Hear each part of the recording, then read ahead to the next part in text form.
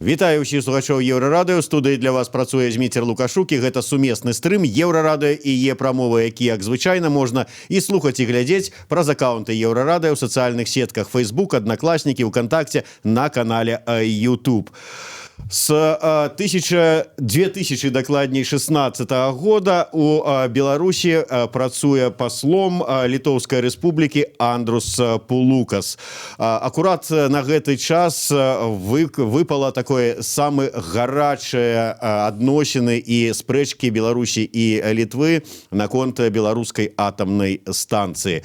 Пра тое, як бачаць з Вільні сённяшні стан адносін паміж Беларусю і Літвой, і як на гэтыя адносіны паўплывае пачатак працы БелАЭС і ўвогуле пра сённяшні стан узаемаадносінаў не толькі паміж уладамі нашых краін, але і паміж людзьмі мы сёння і пагаворым з маім госцем, а гэта надзвычайны і паўнамоцны пасол Літоўскай рэспублікі ў Рэспубліцы Беларусь Андрус Пулукас. Добрый день. Здравствуйте.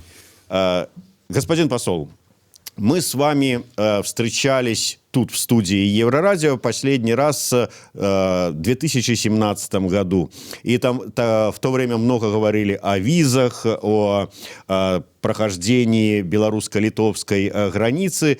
Поэтому вот, чтобы вспомнить немножко и посмотреть, как изменилась ситуация, давайте, может быть, начнем с виз. Тогда в 2017 году, ну и потом тоже так вот где-то выдавало литовское консульство белорусам приблизительно 200 тысяч виз шенгенских. Ситуация изменилась. Говорят же, что рост с каждым годом все больше и больше выдают. Сколько уже там нулей прибавили? Все правильно. В прошлом году посольство в Минске мы выдали 225 тысяч виз. Это больше, чем на 7% больше, чем в 2018 году. А если вместе с консульством в Гродно, у нас есть консульство еще в Гродно, второе наше представительство, это будет больше, чем 260 тысяч виз. Это уже все-таки очень большое количество. Это каждый год. Вы упомянули 17 год, наверное. Это тоже, сравнивая с 18 годом, каждый год в несколько процентов увеличивается этот объем, это количество виз, которые мы выдаем. Так что все хорошо, люди к нам едут, и мы этому рады. А количество отказов. Говорят же, что белорусы, мол, такие дисциплинированные, очень низкий уровень отказов в визе. В данном случае вот как? Так и есть. Могу только подтвердить именно, что отказов очень мало. Там, наверное, 100 доля или 10 доля процента, около 500 отказов, что мы сделали белорусским гражданам в прошлом году в посольстве тут в Минске. Ну и еще одну тему вспомним. Это очереди на белорусско-литовской границе. Вы тогда на мой вопрос ответили так: когда я проезжаю мимо этой очереди, смотрю на этих людей, то мне становится стыдно. Ну и сказали, правда, что вот тот же самый пропускной пункт Каменный Лог, Медники, будет проходить реконструкция, и где-то в 2019-м, вы сказали, может быть, до середины 2020 года пройдет реконструкция, 11 будет пропускных ворот. На сегодняшний день в каком случае? Ну, на сегодняшний день, слава богу, начались уже конкретные работы. А так я думаю, и в этом году уже летом начнутся конкретно физически видны эти процессы реконструкции. Я уже и тогда говорил несколько лет назад, и сейчас могу еще раз подтвердить, что будет в 2 раза увеличена пропускная способность этого нашего главного погранперехода. Конечно, хотелось бы все это было бы побыстрее. Мне все еще стыдно, если честно, когда я вижу эти очереди, особенно когда они какие-то такие, знаете, пиковые дни, какие-то долгие выходные и так далее. Все-таки еще есть эти очереди, и, к сожалению, этот процесс реконструкции в этом году, который будет, он, наверное, эту ситуацию не улучшит. Есть у нас предложение, конкретно мы с белорусскими коллегами работаем, чтобы открыть дополнительный пункт погранперехода Тверячус-Видзы. Мы хотели этот переход открыть дополнительно с 1 января, но еще немножко затянулись некоторые процедурные процессы. Но все-таки если искать позитива в этой истории, то позитив заключается в том, что виден уже цвет в туннеле. Я хотя бы так выразился, потому что будет лучше. Я надеюсь, что будет лучше, и тогда уже мы сможем не только иметь этот немножко этот стыд, я бы так назвал, но и гордость, чтобы это был такой показательный погранпереход, чтобы мы все могли бы показать, что как мы можем сделать, как мы можем обустроить нашу границу, чтобы самые близкие столицы, их граница не разъединяла, а как раз объединяла. Вы, кстати, тогда еще говорили о том, что будет, возможно, вот этот вот переход Лоша. Сейчас там можно проезжать только если совершенно пустой, ничего не везешь, что будет немного переформатирован, и можно будет там проезжать уже и с товарами. Да, все, по-моему, так и действует это сейчас пункт Лоши. Это хорошо, что вот некоторые возможности появляются новые, но все-таки это недостаточно. Конечно, я всегда говорю, надо смотреть на весь эту инфраструктуру приграничную только как один пункт. И просто совет белорусам, которые едут в Литву, чтобы посмотрели в интернет-сайтах, какая загруженность в конкретном посту. Может стоит немножко ехать через другой пункт, через Лаворечки, через другой переход, чтобы немножко так не так вот сел и поехал через главный. Надо немножко проявить такую немножко домашней работы перед поездкой, сделать, хотя бы посмотреть, где очереди, есть ли они. Может быть так, что мой опыт показывает, что иногда просто в другом, он просто пуст, и там никого, и можно пройти очень быстро. Ну да, тут полностью согласен с вами. Можно много информации предварительно узнать, посмотреть, кстати, о том, что там где-то там зеленую стрелку со светофоров в Вильнюсе убрали, чтобы уже правила не нарушать, свет дальний, ближний не забывать включать. Но давайте к более таким, может быть, острым или, там, как правильно сказать, больным вопросом. А самая больная тема отношений между нашими странами – это строительство в Островце атомной станции. Вот вы как приехали, эта тема такой больной была, так и на сегодняшний день, вот уже 3,5 года работаете, как-то вот удается все-таки, я не знаю, найти там какое-то взаимопонимание там, по дипломатическим каналам, в кулуарах как-то там по-дружески, там, похлопав, я не знаю, там какого-то министра по плечу. Вот, понимание есть или нету? Знаете, все-таки вопрос очень сложный, и тут каких-то изменений кардинальных не предвидится. Я так смотрю на этот вопрос, потому что станция физически практически готова. И можно так, наверное, сказать, что за это последнее время это было больше монологи двух сторон, и не только Литвы и Беларуси, но, наверное, Беларусь и Европейского Союза тоже не слышали друг друга. И то, что, наверное, если искать позитив какой-то в этой очень сложной истории, так последний визит нашего министра показал, что мы услышали от белорусской стороны, что готовы сотрудничать с европейскими организациями. Это такая называемая организация ЭНСРЕК, это объединяющая организация всех регуляторов по атомной энергетике в Европе. Также с Европейской комиссией, с DG Energy, с конкретным экспертным сообществом, чтобы все-таки вовлечь в Европейский Союз больше в этот процесс. Знаете, у нас главный вопрос все-таки, чтобы до конкретного пуска этой станции, чтобы все рекомендации по безопасности, основные рекомендации, чтобы они были внедрены в жизнь. Все-таки это очень важно. И это не важно не только для Европейского Союза, не только для Литвы, для вильнюсов, но в первую очередь это очень важно для самих белорусов, мне так кажется. Ну да, согласен, потому что тема атомной безопасности, она, конечно, очень важная. Скажите, все равно заявляют о том, что будет запускаться уже где-то к середине 2020 года первый блок, энергоблок. И вот что вы ожидаете? Потому что, по большому-то счету, когда запустили, это все, назад пути нет. Это уже ядерные отходы, это уже думать, где могильник построить и так далее и тому подобное. Ну, тогда уже что остается Вильнюсу официальному и Литве сделать? Ну, развести руками и сказать, что, ну, уже раз есть, так есть, уже давайте дружить опять? Ну, я не думаю, что все так просто. Все-таки то, что мы говорим, наши все опасения сами по собой никуда не исчезнут. Наверное, самое главное, что были какие-то конкретные действия, чтобы эти все опасения, они как бы были развеяны. Я так думаю, что и сам старт, это не так уж и важен.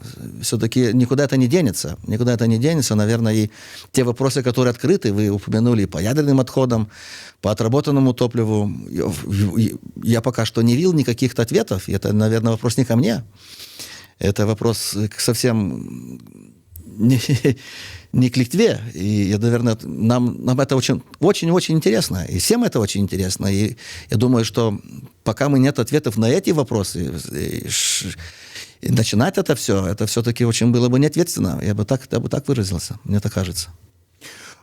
Скажите, а вот решение... Ну, я понимаю, просто вот, что не вы принимали это решение, но просто вот как человек, который разбирается в политике, в дипломатии, когда принималось решение, что, ну вот раз Беларусь так себя ведет, не прислушивается к нашим каким-то доводам, аргументам по поводу атомной станции, то мы тогда им отомстим, поставим палку в колесо подписания этого документа о приоритетах партнерства. Помогло?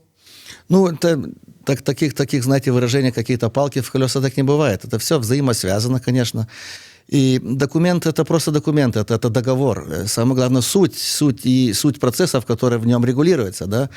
И если ради безопасности мы все осознаем, что это часть отношений Европейского Союза и Беларуси, так те вопросы должны тоже там обговорены. И это все очень просто, все очень ясно, и тут нет никакой какой-то, вот, знаете, какой-то блокировки, как вот вы называете, или каких-то других вещей.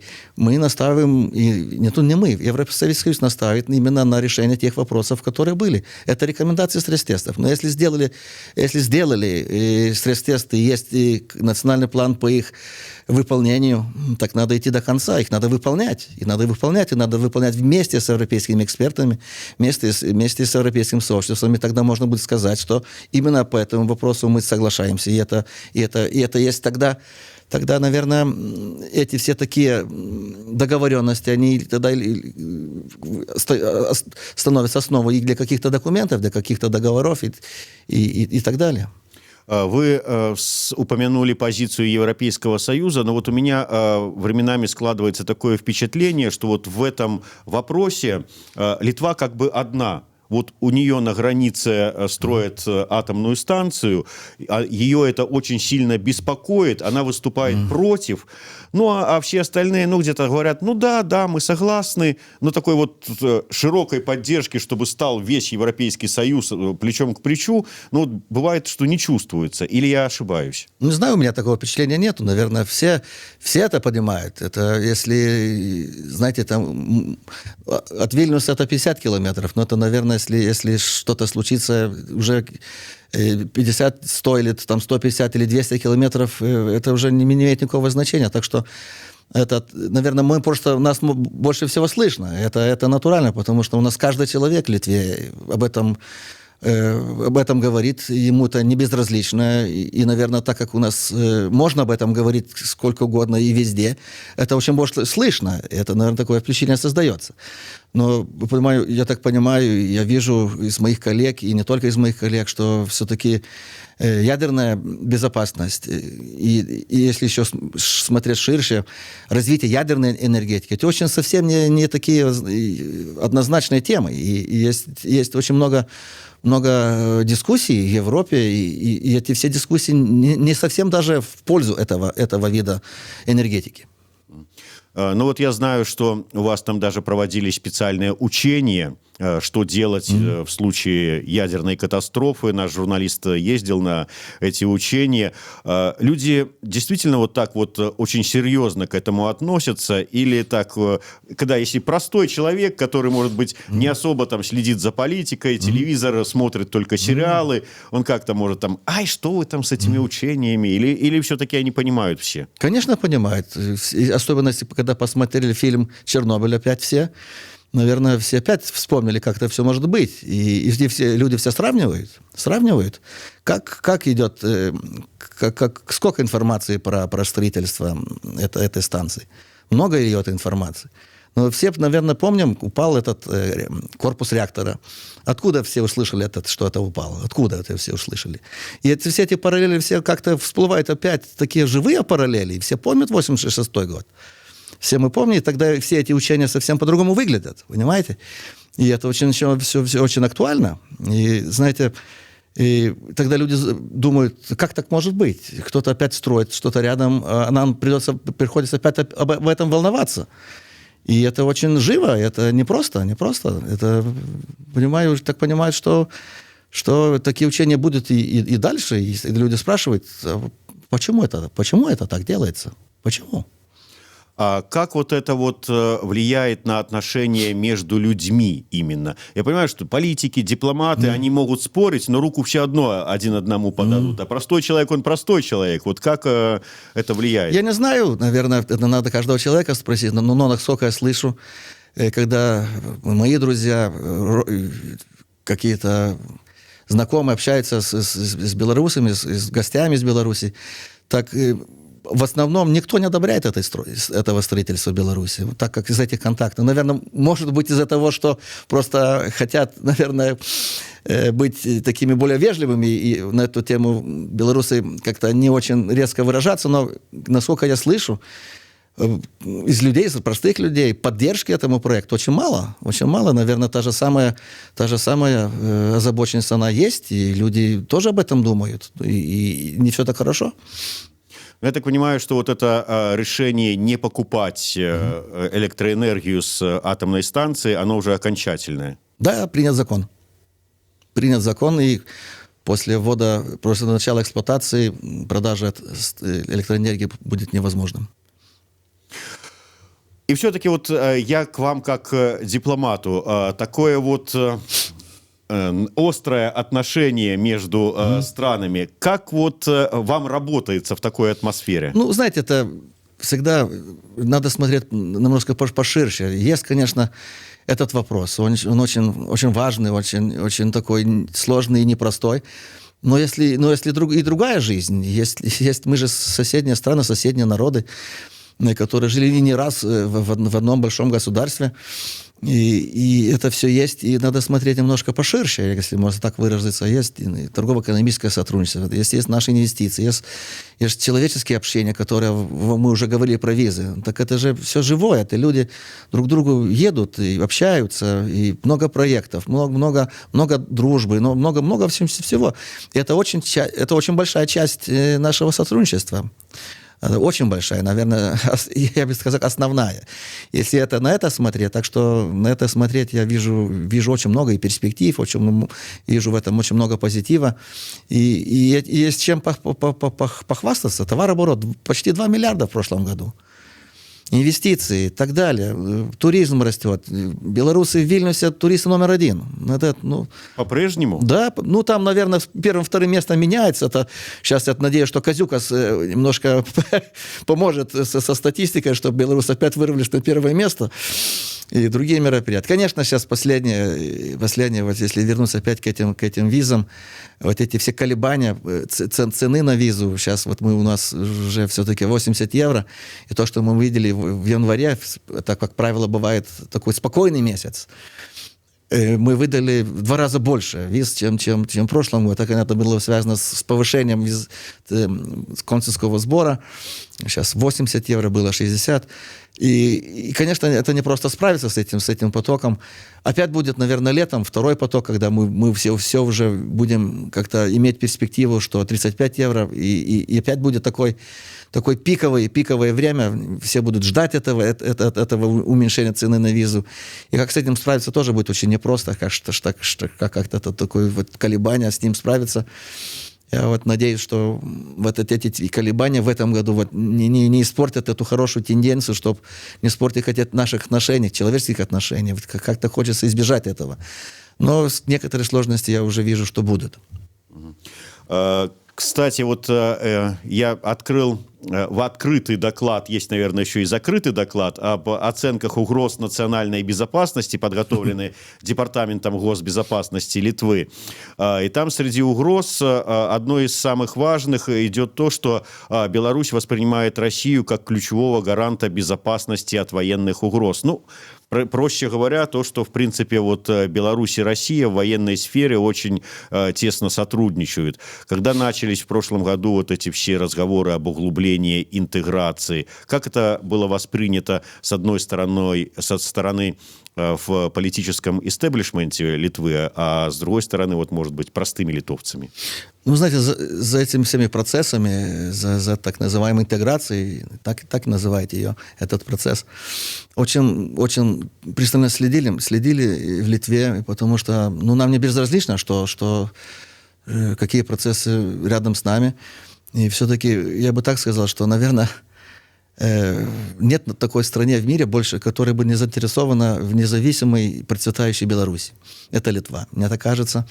Потому что это и наш интерес, чтобы это все, чтобы процветающая страна Беларусь была с нами независимая страна, потому что это очень важно. И так как мы видели эти все процессы, еще видим эти процессы, если честно, мне иногда очень сложно понять, когда как-то рядом какие-то цены с энергоресурсами, за энергоресурсы, какая-то дискуссия про такие элементарные, простые вещи, и рядом дискуссия о суверенитете, о независимости. Ну, я в Литве, очень сложно такое себе представить, но то, что я вижу сейчас, и думаю, что все-таки и экспертное сообщество, и не только экспертное сообщество в последнее время, немножко с такой, мы уже сейчас не слышим так громко про 31-й какой-то дорожную карту. Как-то это уже, я надеюсь, не актуально, но все-таки, наверное, эти карты, они еще где-то есть. К сожалению, вот нам их не показывают, и все только какими-то инсайдами это все доходит. Вот, скажем, украинские коллеги много говорят о том, что, несмотря на то, что вот у нас как бы хорошие отношения, Лукашенко много раз гарантировал, что не пропустит российские войска, например, через территорию Беларуси в Украину, но там все равно опасаются. В Литве вот есть такое опасение, что если вдруг какой-то там более глубоким станет, более острым конфликт между Евросоюзом и Россией, что через Беларусь какая-то угроза военная, там танки российские пойдут? Ну, знаете, всякие сценарии могут быть. И думаю, что мы готовы ко всяким сценариям. Это есть, и это есть основа, наверное, этого отчета о национальной безопасности, который был опубликован. Там все, наверное, все и показано. И, наверное, нет смысла с этим как-то дискутировать и еще это пересказывать, но это, по-моему, очевидно. Уже не один раз вам задавали этот вопрос, и этот вопрос задавали и министру иностранных дел Литвы господину Линкевичусу, вот когда мы с ним встречались на прошлой неделе, но все равно вот нам пишут, спрашивают, что ж там с тем Романчуком, за что его внесли, какую угрозу национальной безопасности и Литвы, и Евросоюза он представляет? Я, к сожалению, не скажу больше, чем министр сказал, но, наверное, в таких случаях всегда есть какие-то индивидуальные вещи, и тут нечего комментировать. Просто после нашего вот разговора с господином министром буквально на следующий день или через день в телеграм-канале одном появилась такая информация о том, вспомнили, как Романчук ходил к послу России на тот момент еще Бабичу. И, мол, Бабичу он предложил создать экспертный совет при посольстве российском из белорусских экспертов, которые будут вот давать оценку белорусско-российским отношениям. Ну, вот такой вот экспертный совет, мол, подписался работать на российское посольство, и в этом угрозу увидели. Вот, не знаю. Возможно, не, я почему спрашиваю? Вот вдруг меня пригласят на какой-нибудь банкет в российское посольство, я схожу, а меня потом в Литва скажут: а, ты туда ходил, все. Да, не хотите, куда не надо. Намек понял. Давайте вернемся к более таким, может быть, веселым темам. Вы сказали о том, что товарооборот у нас увеличивается, достаточно большой между нашими странами. Сейчас, когда вот встал сильно вопрос о получении тех же самых энергоресурсов, нефти из других источников, кроме как Россия, Литва может помочь в этом? Конечно. Знаете, наверное, это не совсем помощь. Я бы так не выразился. Это просто экономические отношения. И то, что может предложить Литва со своей транспортно-логической системой, это тоже очевидно. И то, что это первая норвежская нефть, которая была поставлена именно через литовскую транспортную систему, это и показывает. Это, кстати, не первый случай, это было и раньше. И то, что мы можем предложить в этой сфере, это все знают. И эта система работает. Это то, что именно через Клайпеду, это и показывает. Это, наверное, пока что единственный путь, который реальный и который работает быстро, эффективно но и надежно. Не очень такая вот пропускная способность, не очень большая. Вот да, посмотрите, 80 тысяч тонн пришло, пока разгрузили, пока будет ехать сюда, по-моему, 2 недели будет ехать. Да, конечно, это надо понимать, что железная дорога, все-таки мощности и терминалов, и этих эстакад, разливных, выливных, как они называются, не знаю. Это все реальные вещи, но, знаете, мы говорим не про какой-то основной поток, как альтернативный поток через Литву. Мы, конечно, говорим о части, каком-то определенном количестве. Наверное, самый максимум, о котором говорят наши эксперты, это 2-2,5 миллиона тонн сырой нефти в год. Это те количества. И не больше, и не меньше, наверное. И самое главное, чтобы это было на постоянной основе, эти альтернативы. Не каждый раз в конце года какой-то с таким авральным опять мы ищем какие-то новые пути. И я понимаю, наверное, те такие дискуссии, которые говорят, что, наверное, это не совсем экономически оправданно, это мировая цена, плюс логистика, это много денег стоит. Но если это поставить на постоянную основу и хорошо все просчитать, я думаю, что в этом есть экономика, в этом точно есть, по моему глубокому убеждению. Я уж не говоря о тех, как говорится, политических моментах, иметь альтернативу, какие плюсы это дает и белорусскому именно нефтяному сектору. Вот интересные цифры. Вот вы сказали, 2,5 миллиона тонн в год, пропускная способность где-то приблизительно. И вот говорят о том, что белорусская сторона подписала рамочное соглашение с какой-то американской компанией на поставку именно вот 2,5 миллион тонн сырой нефти, о возможной поставке. Ну вот, видимо, учитывается все-таки пропускная способность именно... Есть и другие, конечно, альтернативы. Мы уже все об этом знаем, слышим. Есть и через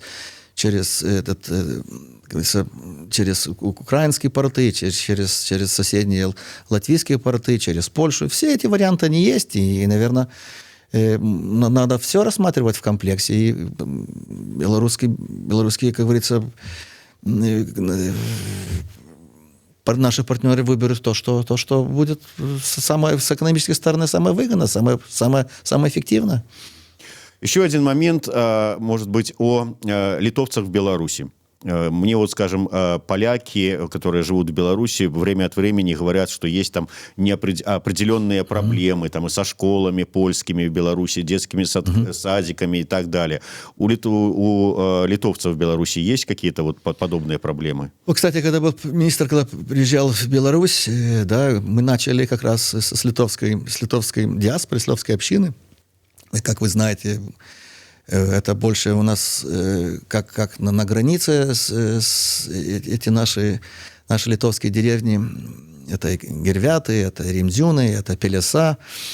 И министр начал свой визит именно с Гервятского края, и с министром Макеем. Оба посетили нашу школу, культурный центр, костел в Гервятах. И, конечно, есть все повседневные такие вопросы, они есть. Был еще есть проблема, не проблема, а просто вопрос с детским садиком в Римзюне. Но, по-моему, есть полное понимание с белорусской стороны, что надо делать, как создать эту инфраструктуру самую благоприятную, чтобы все дети были вместе, чтобы могли разговаривать на литовском, чтобы могли учиться на литовском языке. И, кстати, это то же самое понимание есть и с нашей стороны. Все-таки довольно-таки большая белорусская диаспора в Вильнюсе, гимназия Скорины. Прекрасно работают, дети учатся, все живут дружно. И я думаю, что то, что мы можем сделать обе стороны, так как если что-то можно еще сделать, чтобы улучшить инфраструктуру этих культурных центров, школ, чтобы создать самые благоприятные условия с обеих сторон. И если еще и воспользоваться какими-то европейскими фондами, европейскими средствами, чтобы обустроить это все, это еще к этому лучше. Вы, министр, об этом как раз и договорились, именно продвигаться по этому пути дальше. Ну, к сожалению, нам скоро надо будет уже заканчивать программу. Хотелось бы немножко о вас поговорить. Я понимаю, что из Вильнюса до Минска и так было недалеко. Думаю, что вы были до этого гостем нашей белорусской столицы. Но, тем не менее, за 3,5 года как-то вот обжились уже здесь. Чувствуете уже себя своим? Ну, наверное, это невозможно чувствовать себя своим, но все-таки сложилась это некая такая, повседневная жизнь уже, когда уже, наверное, что-то много нового не найду, наверное, в Беларуси, что открыл уже для себя. Все еще надеюсь, конечно, и бывают некоторые такие очень такие красивые, интересные вещи, которые все еще открываю. Но все-таки долгое уже время прошло, немало времени прошло, и это уже, наверное, уже финишная прямая.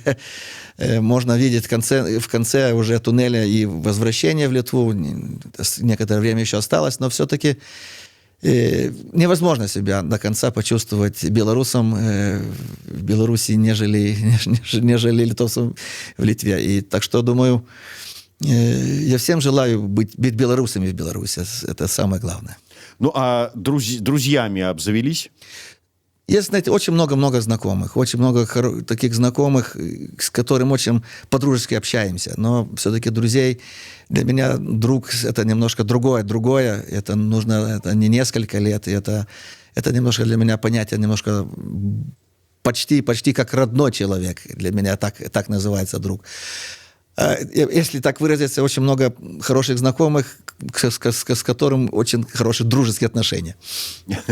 Ну, а свободное время, если оно есть, на что тратите? Там, может быть, концерты, там, классическая музыка, рок-концерты, симфонии, там, театр или книжка просто? Всего понемножку, но, если честно, очень люблю просто прогуляться, потому что надо все-таки как-то собраться, помыслить иногда, а просто идти по городу и как-то собраться с собой — это самый лучший вариант для меня. Это не концерт, это не какое-то мероприятие, а просто прогулка. Если остается время, так только на это. Вы вспомнили о нашей совместной истории, действительно богатая и долгая история совместная. Вот если вдруг там во время какой-нибудь встречи, вечером, там, атмосферы, и кто-нибудь к вам подходит и такой с намеком: а вы помните, что Вильня, это вот она была наша, и погоня она наша, белорусская. Вот вы как к этому относитесь? Как бы как, ну, ай, что, может, там выпил 50 грамм человек и несет, лишь бы что? Или если вдруг начнется вот это национальное возрождение, это может стать вот причиной трений между нашими странами? Я очень спокойно к этому отношусь. Я думаю, что все-таки это такой бытовой уровень, он такой и есть. И, наверное, к этому серьезно не надо относиться. А то, что мы имели вот в прошлом году, это, наверное, мы все помним, знаем, это прекрасное событие, хотя это были похороны Калиновского, да, но это было очень такое доброе, созидающее событие, когда вот все мы были вместе, и если вы видели, если вы были в Вильнюсе в то время, видели эти лица людей, и тоже, и какая реакция у нас была в Вильнюсе, очень такая добрая, потому что вот это было что-то такое, знаете, у меня такое чувство, что что-то такое большое случилось в это время, да, как бы тогда когда мы все опять были вместе и желали друг другу и счастья, и здоровья, и с открытыми глазами смотрели в будущее, такое очень хорошее будущее. Вот именно, к сожалению, похороны нас соединили опять вместе, и это как-то символично. Я думаю, что в таком вот русле, созидающем русле, надо смотреть в будущее. И все такие какие-то бытовые вещи, они, я бы так их назвал, они, само собой, они как-то уйдут в какой-то другой план. Скажите, а вот правду только скажите, а вот действительно Литва была готова, если бы на высоком уровне обратились к литовскому правительству, правительство Беларуси, было же еще и письмо подкреплено это письмом от интеллигенции, передайте останки Калиновского в Беларусь, мы тут захороним. Вот пошли бы на это или нет? Сложно сказать, но то, что мы были готовы к дискуссии, это факт. Наверное, это факт, но есть конкретные обстоятельства, где мы находимся, в какой мы историческом моменте находимся мы все. И все. Вот то, что эти такие дискуссии, мы готовы к этим, и они ведутся. Я думаю, это хорошо, потому что, что ж тут? Нет закрытых вопросов, и нет каких-то красных линий. Вот это самое главное, когда нет закрытых вопросов, когда есть желание обсуждать эти вопросы, как в данном случае самый важный вопрос отношений Беларуси и Литвы, это белорусская атомная станция. Надо обсуждать и находить какое-то паразумение, тому что не трэба становиться ворагами для суседзяў. Дзякуй вялікі.